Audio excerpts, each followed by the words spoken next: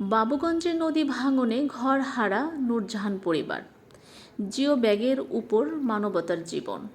বরিশালের বাবুগঞ্জ উপজেলার জাহাঙ্গীরনগর ইউনিয়নের রমজানকাঠি গ্রামে সন্ধ্যা নদীর তীরে মানবতার জীবনযাপন করছেন নূরজাহান বেগম ও তার পরিবার।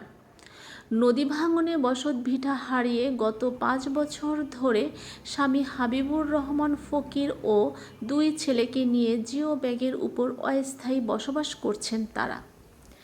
16ই মে শনিবার সরজমিনে গিয়ে দেখা যায় নদীর পাড়ে ঝুঁকিপূর্ণ অবস্থায় ছোট্ট একটি ঘরে বসবাস করছে পরিবারটি। নেই নিরাপদ খাবার পানির ব্যবস্থা, নেই স্যানিটেশনের পর্যাপ্ত সুবিধা। বর্ষা ও জোয়ারের সময় তাদের দুর্ভোগ আরও বেড়ে যায়।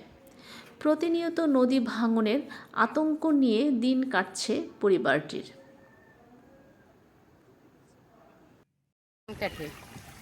আমি অসহায় বিধে এ জায়গা থাকতে আছি, আমার কোনো জমি জমা নাই। আমার ঘর বাড়ি সব ভাঙ্গলে লইয়ে গেছে, ভাঙ্গলে লইয়ে গেছে। 2টা সন্তান হারা ভাড়া থাকে। আমার স্বামী বৃদ্ধ হয়ে গেছে, এই যে জীবন আয় করে করতে পারবে এমন কোনো এবিলিটি নেই। এখন আমরা কোনো রকম আল্লাহ রাখছে। এই ঝড় তুমানে যত পানি ওঠে আমরা মাছি পাতি এই মাছির উপরে থাকি। সাপ খুব সব যায় ঘরের মধ্যে দিয়ে।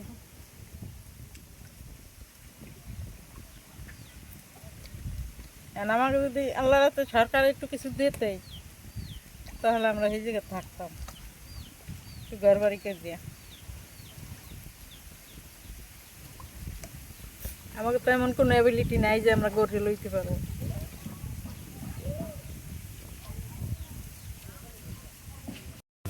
বাড়ি থেকে আছে মনে করেন নদীর মাছ বরাবর,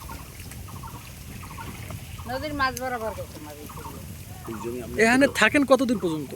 এখানে থাকি আমরা এই 5 বছর।